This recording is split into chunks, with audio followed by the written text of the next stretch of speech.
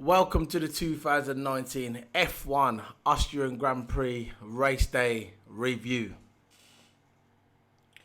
And the reason why it's a little bit late, because I've just got an alert on my phone. I was really waiting for this. Waiting for the steward's response, their answer to the incident between Max Verstappen and Charles Leclerc. And it finally come through that Max Verstappen has won the race. He is the official 2019 F1 Austrian Grand Prix winner, and it was well deserved. Unbelievable. What a race it was. It didn't start off good for the first 25-30 minutes. It was like watching paint dry. It was like a slow burner. And what a race it was. Possibly the best race of the year. Possibly the best race of the last 2 years. Max Verstappen,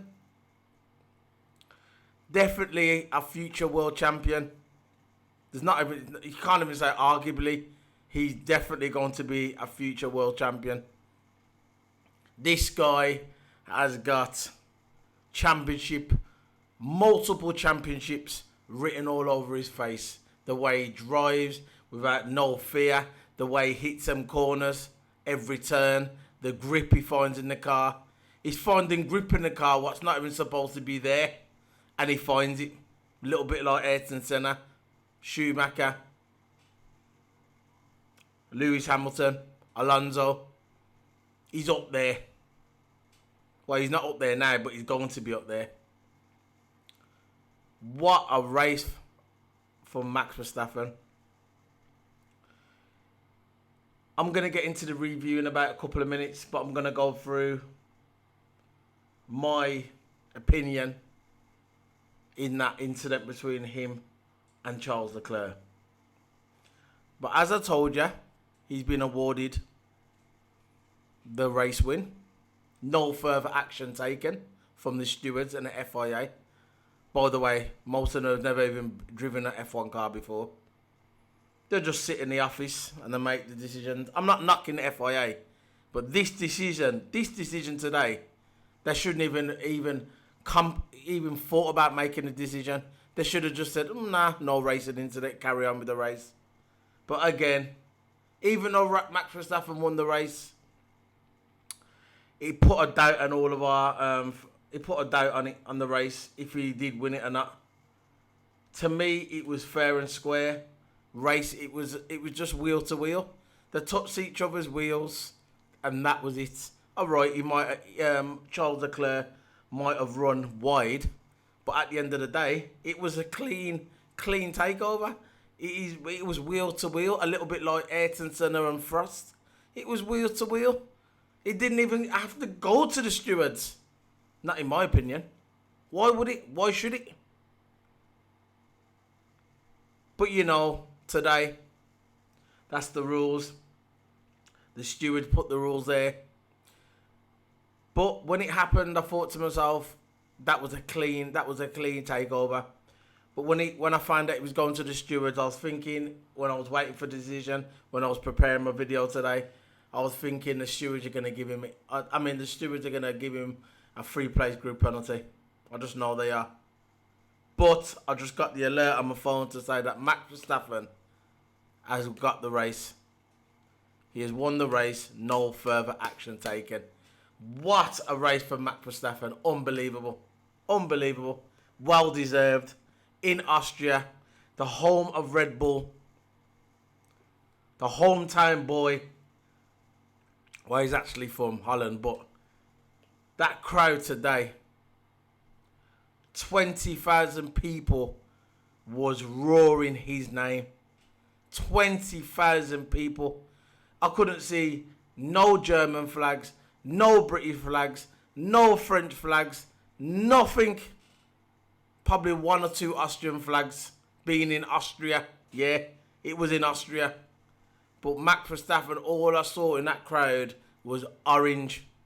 Orange. And I'm telling you now, if the stewards wouldn't have gave Max Verstappen this decision and say, look, forget about it, yeah, then Max Verstappen fans, then 20,000 people wouldn't have let the stewards out of there. No chance. They wouldn't even let the stewards out of the arena, out of the track. They was waiting, even after Sky Sports went off air, just before it went off air, them 20,000 people was there waiting for that decision. Waiting. Just waiting. Because if they wouldn't have gave it to Max, if it wouldn't have went Max Verstappen's way, there would have been a riot all over there. All over there. They would have to get the stewards in a helicopter and hijack them right out of there. Because there's no way they would have let them out of there until they reserved the decision, reversed it. Even if it didn't go Max Verstappen's way. No way. But Max Verstappen wins the race. Well deserved. He was the best driver of the day. He worked hard. And I'm going to get into it now, the review. Usually I've got a few notes, but today I've got a lot of notes. Now let's go through the notes.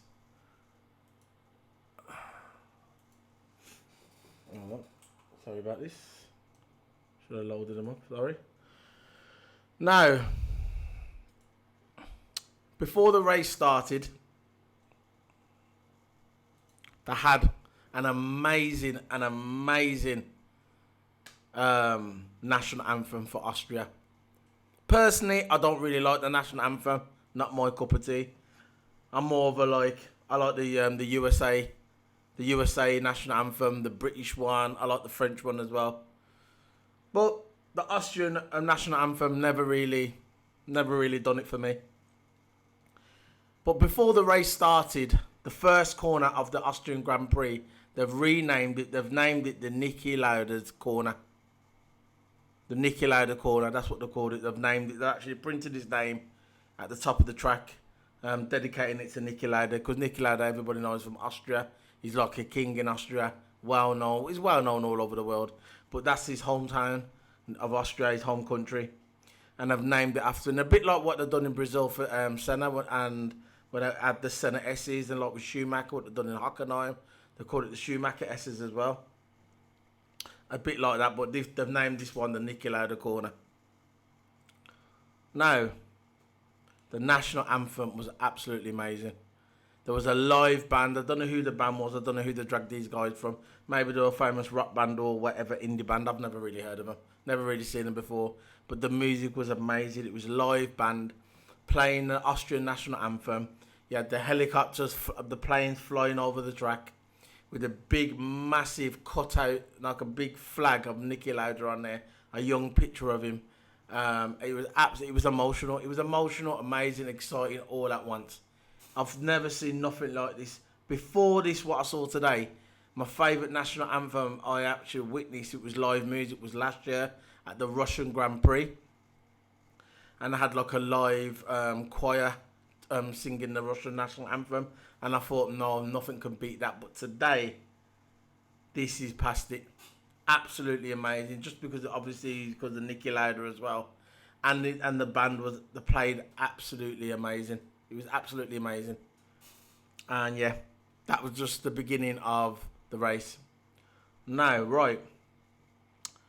Lights out of the way we go. Straight away, Max Verstappen was in second. Charles Leclerc was in third. Charles Leclerc was first. Bottas was third. And Hamilton was fourth. So I thought Hamilton was fifth, but they said because he was the last person to get the penalty yesterday, he doesn't shift down to fifth, he goes down to fourth. Which I thought at the beginning, I even tweeted online. I said, you know what, it was just before the race I tweeted. And I tweeted, Hamilton, fourth place, game on. That's what I said, game on. It's anybody's, okay? So he said, lights out of the way we go. Max Verstappen had a horrendous start. Absolutely the worst start I've probably seen all season. The worst start. His engine, it weren't his fault, his engine went into anti-stall. His engine stalled. Lewis Hamilton just went round the side of him. Boom, straight into third place. So straight off he had Charles Leclerc in first, Bottas in second, and Hamilton in third. And I think Max Verstappen was in 8th or 9th. For straight away, they had the big build-up of Max Verstappen. He was second on the grid. You had Charles Leclerc first. Everybody wanted to see Charles Leclerc and Max Verstappen, the future of F1, go wheel to wheel in a race. But at the beginning, Max Verstappen didn't have the good start. He had a bad start. His engine went into anti-stall, and then he was done. Went straight to 7th. Unbelievable. I thought, oh my gosh. The big build-up. You had Paul Di Resta and Sky saying, this is Max's race. Max's race. I said to myself, you know what? Stop putting your mouth on it, man. Stop running your gums about Max Verstappen and putting the bad luck on him. Stop running your gums. Unbelievable. Bottas, like I said, into second place, and Hamilton into third. Vettel had a very good start. He jumped 3 places, so he went straight into, I think he started off at 8th, so we went to 5. Brilliant. Vettel had a brilliant start, probably the start of the race. Soon as the race started, there we go, the investigation came out. Here we go. Magnussen under investigation for being out of position at the start. So I said straight away, we had all that controversy in Canada. The boring race in France with penalties coming out to Daniel Ricciardo. And you had France, the penalty going to Vettel. In my opinion, he deserved it. But another one. The race is not even one lap in. Not even one lap into the race. And Magnussen is being awarded a penalty. They said straight away under investigation. So I said, there we go, another penalty coming. Lando Norris. Oh, Lando Norris. What is he doing? For what he's doing for McLaren, they should give him a 5-year contract. They need to strap this guy down with a 5-year contract. Because I'm telling you now, Lando Norris is going to be the hottest driver around. One of the hottest drivers around. They need to give him a nice big fat 5-year contract. Because 19 years of age. And he's driving like he's been in Formula 1 for 10 years. Never mind a year. Not even a year. Unbelievable. Lando Norris actually gone wheel to wheel with Lewis Hamilton. I know just for 2 turns, but he was still going wheel to wheel. He didn't back out of it. Stood his line. Hamilton passed him, but he still stood his line. He didn't back out of it straight away like a rookie would do. A rookie coming to F1, and usually if they're going wheel to wheel with a veteran, they'll probably pull away. But not Lando Norris. He stood his ground. He had the line, and that was it. Fair play to him. Now,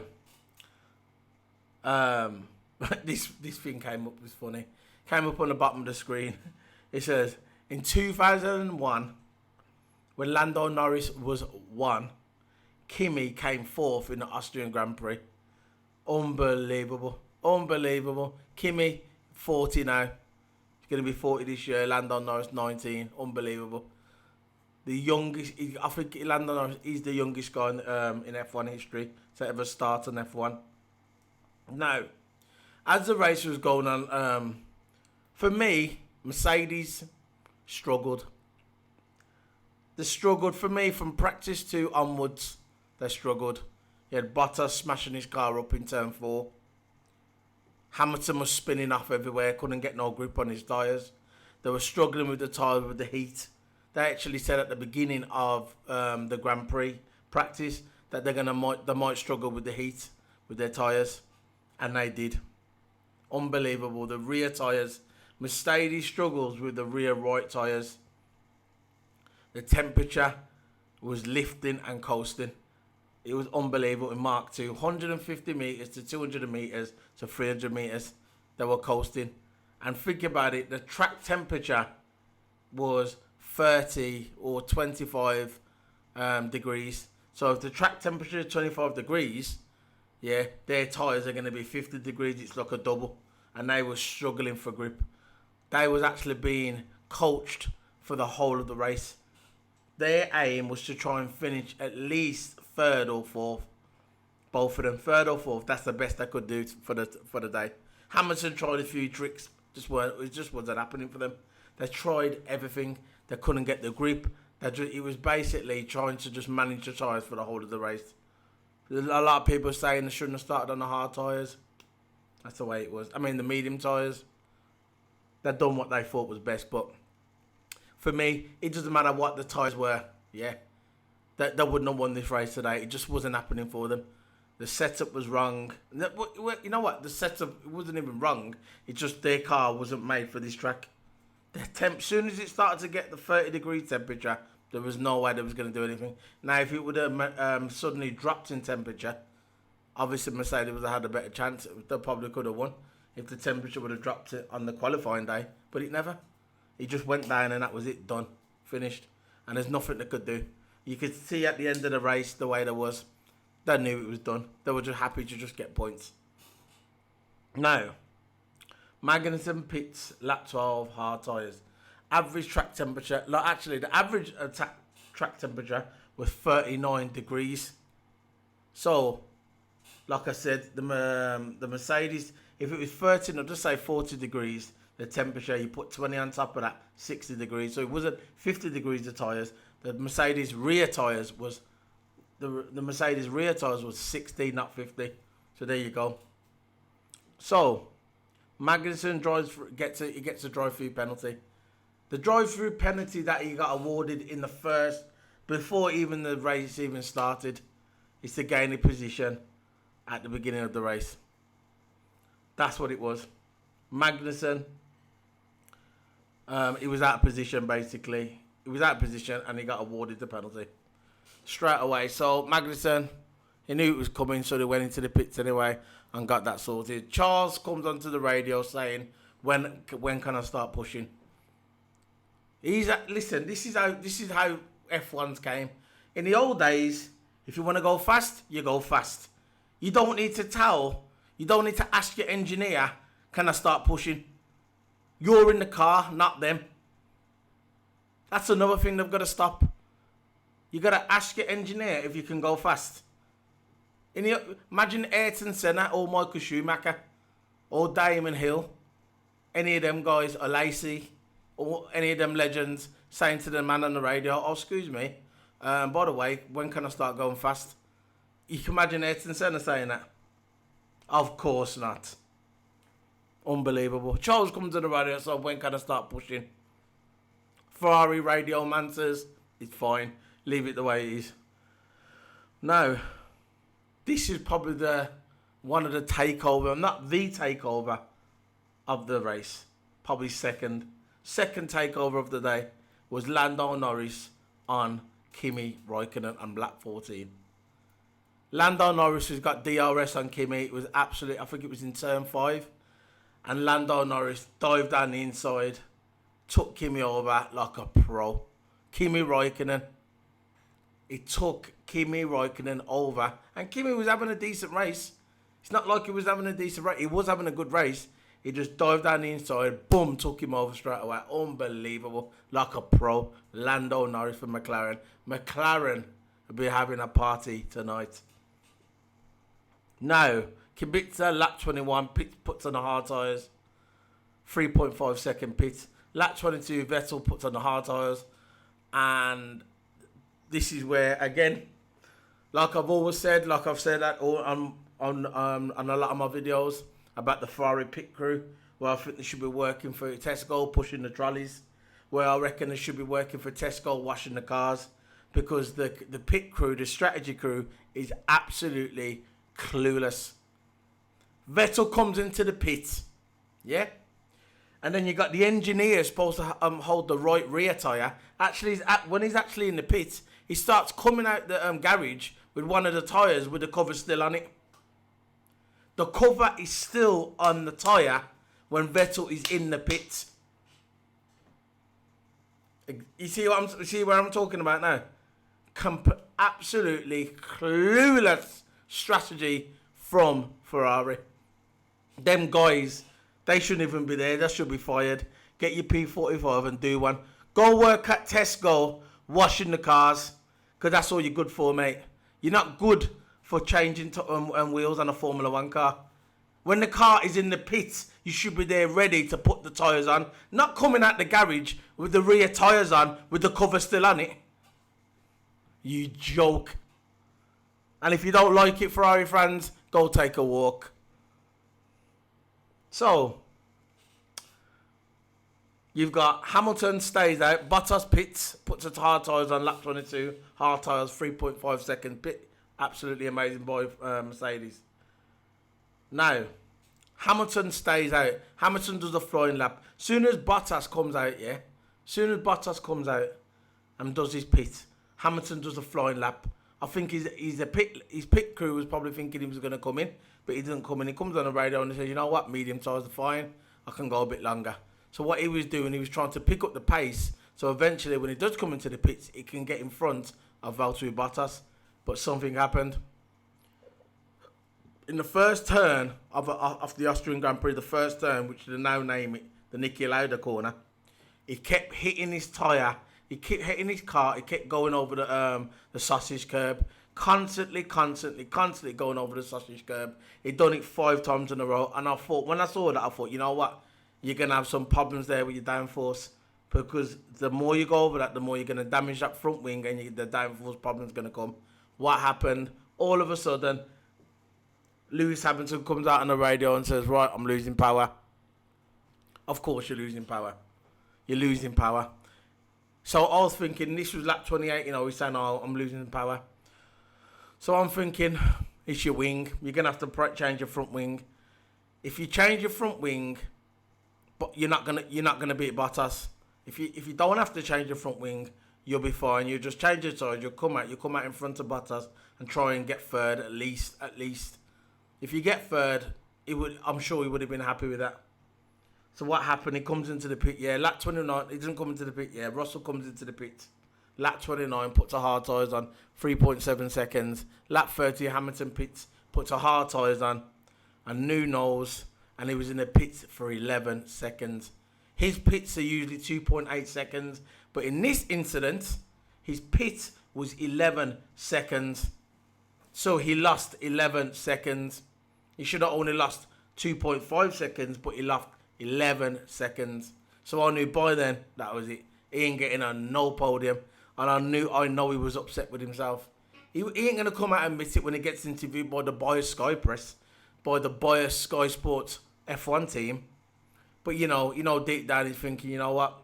I know he's upset. But knowing Hamilton, it was one of them races. He can't win every races. You got 2 weeks time. You got Silverstone. And you just know that he's going to be on it, because they're definitely going to be the favourites to win that. Hometown.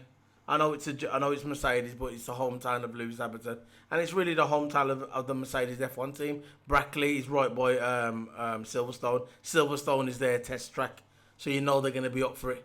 They're going to take some beating at Silverstone. So lap 30, Pitts put the hard tyres on 11 seconds. Lap 33, turn 4, Gasly finally passes Kimi.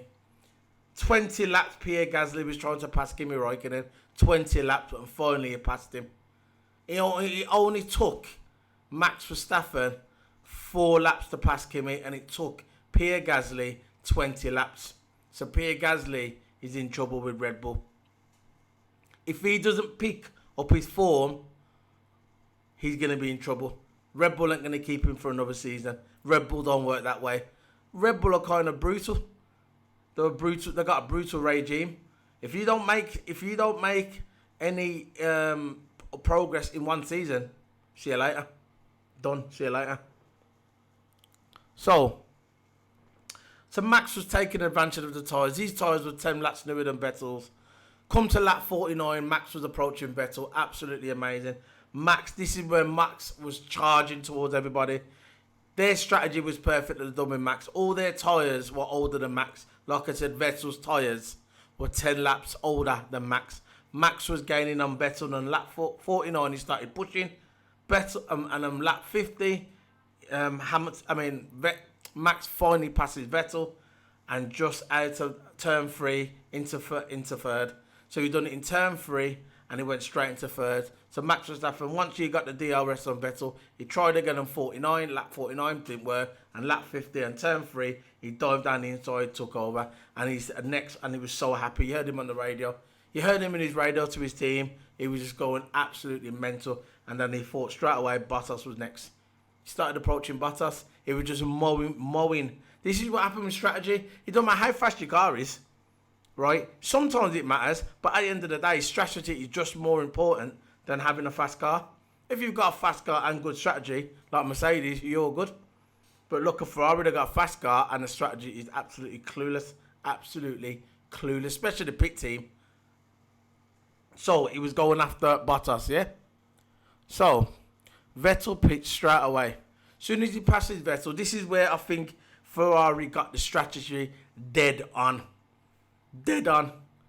And I don't really say that about Ferrari much often, but this time they got it dead on. Soon as Max Verstappen passes Vettel, Vettel dives into the pits and puts his brand new soft tyres on because he knows he needs to catch Hamilton because Hamilton's got his 20 lap old hard tyres on, and if Vettel goes into the pits, which he did, put his soft tyres on, he's got a chance to catch Hamilton. So basically, he come to the pit, yeah, 3.6 seconds, puts the soft tyres on, and he was away. So again, Max is gaining on Bottas. Again, Max's tyres. He came out on the radio and he started saying he was losing power. So I thought, oh no, not again. Not a Daniel Ricciardo in Monaco all them years ago when he was in front and suddenly he started having power issues, and I thought, here we go, not again. He said he's losing power. They told him to cut something out of filter on his car and try that, and basically done it and it worked. So it was amazing. So now he was approaching Bottas. On lap 21, no, Bottas' tyres were 21 laps older than Max. 21 laps.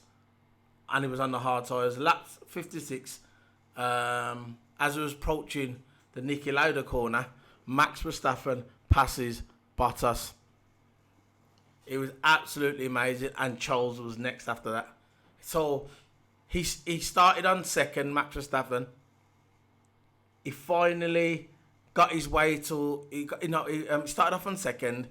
He had a crap start, ended up going 8th or 9th, and then he came back through the. And because of his pit strategy as well, he got through the pack, and now he's second. So he passes Bottas, and now it's Charles Leclerc next. But Charles Leclerc's hard tyres are 10 laps older than Max. So everybody, all the people that Max passed, all their tyres, he had the newest tyres. So the strategy, it all came down to grip and temperature. And this is why Mercedes had no chance of winning this race. No chance. Their rear tyres were done. And that was it. There's no way they would have won this race. It was about just trying to manage it. Like I said, the pit team of strategy team and the engineer was coaching the two Mercedes drivers through the race just to finish it. So, lap 66, Ferrari on the radio to Charles. Max is 1 second away. What did Charles go and say? Leave me alone. Charles finally grew a pair and told the guys on the radio who were not driving the car to do one. He just says, leave me alone. Basically, go do one. He knew Max was coming. Now, lap 67, Charles, he goes lap 68. On a nicky turn, Max dives down the inside. They go wheel to wheel, but Charles still pulls away. Then Max gets DRS on him, but Charles pulls away again. Lap 69. 3 laps to go on the same corner again. Max dives down the inside. They go wheel to wheel again. But Charles Leclerc, boom, comes off the track. He didn't willfully do it, not in my opinion. He didn't willfully do it. It was racing. It was hardcore, old school racing. They was going wheel to wheel. Max got the better of it, and then Max got in front. And to me, I don't care what. And listen, Charles Leclerc is an amazing driver. He's definitely going to win a championship. Definitely. He'll win a few championships. But for me, Max Verstappen is the better driver. For me. Because what he's doing in that car, he's not supposed to do with that car. He's doing stuff that only maybe Lewis Hamilton could get out of that car today. It's like this thing. It's like this Ayrton Senna documentary I watched. Something that always stood out for me. It was right at the end. It was towards the end of the documentary. It was at Imola. It was Ratzenberger, the one who died on that same weekend as Ayrton Senna. Ratzenberger come out and says Ayrton Senna was in the Williams. It had no traction. Their car, it wasn't winning nothing. It weren't meant to win anything. Definitely not to get pole. Ayrton Senna put that car on pole. Ratzenberger was speaking to Ratzenberger, the German driver that died that weekend, was speaking to another driver, and he said, I can't believe what he just did with that car. He put a car what wasn't meant to be on pole. He's doing stuff with that car that I don't know how he's doing it. You know what I mean? He was one of them. He was like a wizard, and that's what Max is like. Max is doing stuff with that Red Bull car that you're not supposed to. Look at Pierre Gasly. He lapped Pierre Gasly. But Pierre Gasly is in the same car as Max Verstappen. Equal cars. Max Verstappen lapped his own teammate. Lapped him. So he's getting the most out of this car. And then some.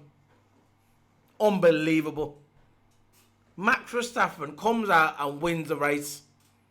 But just towards the end, Hamilton was in 4th place. But Vettel, the medium tyres, paid off.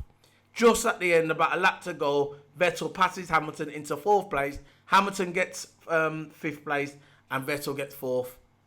Right at the end, Hamilton locked up a bit, but he couldn't have defended it anyway. Vettel was on the brand new medium tyres. Hamilton done his best to keep him off, but it weren't going to happen. Vettel, like I said, that's the only good strategy Ferrari has had this season. But like I said, Max Verstappen, the winner of the race, getting stuff out of that car what you're not supposed to get out of it. Unbelievable. Max Verstappen, well deserved. And after that, like I said on my phone, it came up on my phone that he won the race. No penalty given, and I'm so happy. It was an amazing ride, and it is nice to see another driver winning on that podium, on top, instead of Mercedes. Because, to be fair, we've had Mercedes 1 and 2, 1 and 2, 1 and 2, 1 and 2, 1 and 2. And finally, we've got a new driver on top. And it's good to see. And I'm happy for him. I'm happy for Red Bull. I'm happy for Max. He deserved it. He's a great driver. Definitely going to be a multiple world champion. I can actually see him going to Mercedes one day. Because if Red Bull don't push and give him the money or give him the car, they're definitely going to give him the money. But if they don't give him the car to win the championship, he's going to go to Mercedes probably. Even maybe Ferrari, I don't know. I'm not starting no rumours. I don't know nothing. I'm not like Autosports and pretend to know stuff that they really don't, because they sound all posh and they talk all posh. And I think, yeah. This is going to happen. This is going to happen. They don't know. Listen, they don't know shit. They're just fans like us. Just like us. And for me, he could go to either team. He's that good. So now, that was a race day over. I'm going to go through some videos, some audio clips. What's on the website. I can't show you no audio. I mean, I can't show you no video, copyright, but I'm going to play some audio. I got one here from Kimi Räikkönen. He says, it's a shame we couldn't keep fighting in front. So I'll play this video. So if there's any advertisement, sorry, I'm going to try and cut it out for you. Well done, Kimi. Start of the race certainly looked like a lot of fun. Yeah, but unfortunately we just didn't have the speed to stay there, and then it's a balancing act to try to keep the tires alive long enough to and go fast enough. But yeah, a bit shame on that, and it felt like we had more speed, but in the end obviously not. Thank you. There you go. Stanley wants more speed. Let's have a look. What else have we got? We've got Kevin Magnussen. He says, I don't understand the drop-off in performance today. You're not the only one. Mercedes got it as well. Let's play it. maybe they were suffering the same thing as Mercedes, rear tyre issues with the heat. How does a car that qualifies fifth end up having the pace of a Williams? That's wrong. We didn't have the pace of the Williams. In the opening 10 to 15 laps, you and George Russell were same pace. I was a bit slower. You were a bit slow. Okay. Do you understand how a car that's top 5 is now fighting with a car that can't get off the back row? No, I don't understand it. It's very strange, and I don't know. I don't know where to look. I don't know what to say. It's really confusing. So that's it. He looked shocked. This is a weird day today. It was really hot, and them top teams were suffering. We've got Daniel Fiat. He said we weren't sticking to. See, we were a sitting duck today. That's what he said. Let's play it. P17 it was.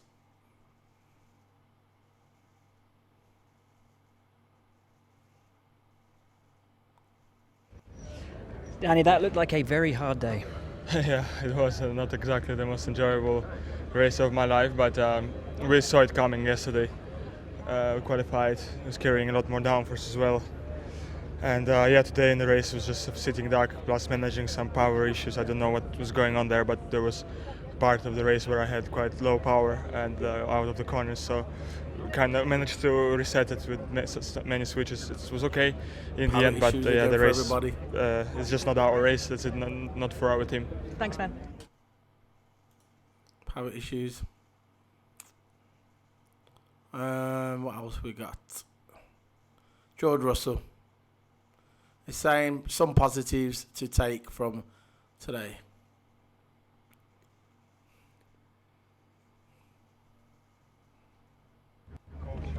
Hello. Hello. Should we start with the start and that excellent brace of opening laps in which you made up all those positions?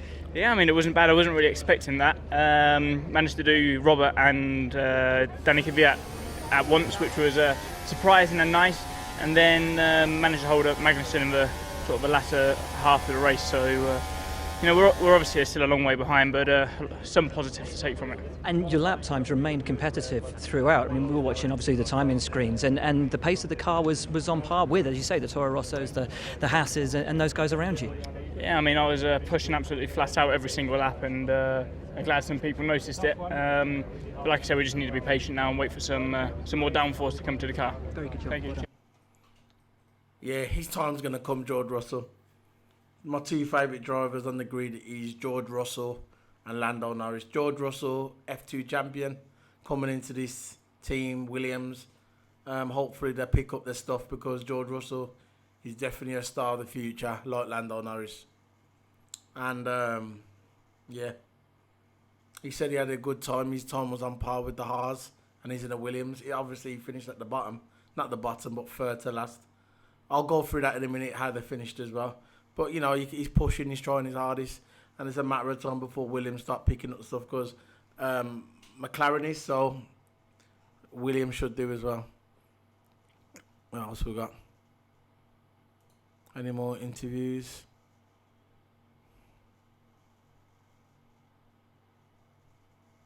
No, that's it really. No other videos. So, I'm going to go through the standings. How they all finished. You had... Hold on. Let's have a look. How they finished and just loading up. Results. We've got Max Verstappen on race win. Second, Charles Leclerc. Third, Valtteri Bottas. Fourth, Sebastian Vettel. Fifth, Lewis Hamilton. Sixth, Lando Norris. Seventh, Pierre Gasly. Eighth, Carlos Sainz. Ninth, Kimi Raikkonen. 10th, Antonio Giovinazzi. 11th, Sergio Perez. 12th, Daniel Ricciardo. 13th, Nico Hülkenberg. 14th, Lance Stroll. 15th, Alexander Albon. 16th, Romain Grosjean. 17th Daniel Fiat, and 18th George Russell, 19th for Kevin Magnussen and Robert Kubica last. So George Russell finished 18th above Kevin Magnussen. Absolutely amazing from George Russell. Outperforming his teammate in every race. Every race. So, how they look. Lewis Hamilton on top still with 197 points. Second place, Valtteri Bottas with 166 points. So Hamilton's got a few points out of him still. And third, Max Verstappen. Third, Max Verstappen with 126 points. Fourth place, Sebastian Vettel with 123 points. Fifth place, Charles Leclerc with 105 points. Sixth place, Pierre Gasly with 43 points. Seventh place, Carlos Sainz with 30 points. Eighth place, Lando Norris with 22 points. Ninth place, Kimi Raikkonen with 21 points. 10th place, Daniel Ricciardo with 16 points. 11th place, Nico Hülkenberg with 16 points. 12th place, Kevin Magnussen for 14 points. 13th, Sergio Perez, 13 points. 14th, Daniel Fiat with 10 points. 15th, Alexander Albon with 7 points. 16th, Lance Stroll with 6 points. And 17th, Roman Grosjean with 2 points. And 18th, Antonio Giovinazzi with 1 point. And George Russell, Robert Kubica yet to score points. So let's have a look at the teams. You got Mercedes, the constructors, on top with 363 points. Second place, Ferrari with 228 points. And third place, Red Bull with 169. Fourth place, McLaren, 52 points. Fifth place, Renault, 32 points. Sixth place, Alfa Romeo with 22 points. Seventh place, Racing Point, 19 points. And eighth place, Toro Rosso with 17 points. Ninth place, Haas with 16 points. And Williams yet to score points. So that is it. That's the end of the review. It's going to be 2 weeks' time. We're going to have Silverstone. I will be there live. So look out for that review as well. I'll try and do a few interviews live. A few reviews at the Grand Prix Silverstone. I will be there. So yeah, can't wait. The home of Formula 1 is coming. Only 2 weeks away. I can't wait. One of my favourite tracks coming. I'm going to be there. I just can't wait. So this is the 2019 F1 Austrian Grand Prix Race Day review. This is Solo P1. Don't forget to hit the subscribe button. Channel's there. Solo P1 signing out. Bye.